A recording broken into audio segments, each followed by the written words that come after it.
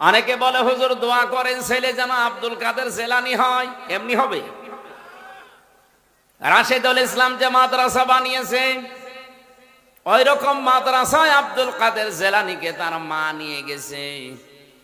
ওস্তাদ ডাক দিয়ে বলছে, বাবা বলো আলিফ। আব্দুল কাদের জেলানি বলছে, হুজুর আলিফের মানে কি? হ্যাঁ, আলিফের মানে আমি জানি না। যে জিনিসের মানে হয় না, অর্থ হয় না, ও জিনিস পড়ি আমি করব কি? পড়বো না।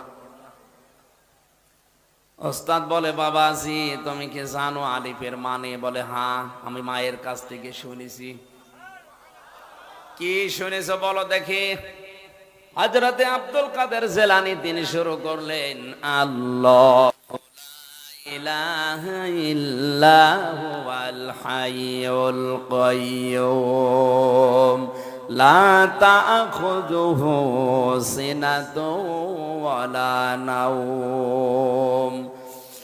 একটা একটা করে আল্লাহর পরিচয় দিলেন 10টা। কয়টা?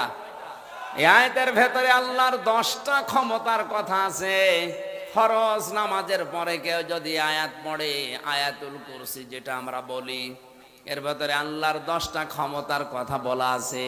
কোন মানুষ যদি ওই অনুযায়ী তার প্র্যাকটিক্যাল লাইফ চালায়, মরণের পরে কোনো বাধা নেই জান্নাতে যাওয়ার, শুধু একটাই রাস্তা খোলা আছে, মরবে জান্নাত পেয়ে যাবে।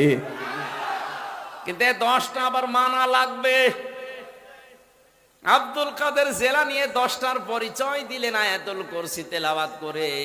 উস্তাদ কাঁদতে কাঁদতে বেহুশ হয়ে গেছে। হোশ ফেরার পরে মাকে ডাক দিয়ে বলছে, মা আপনার এই ছেলে মনে হয় কোনো জায়গায় পড়িয়েছেন, এখন নিয়ে এসেছেন আমার কাছে পরীক্ষা করার জন্যে। মা বলছে, কই কোনো জায়গায় তো এর দেইনি, এই প্রথম আপনার কাছে নিয়ে আসলাম।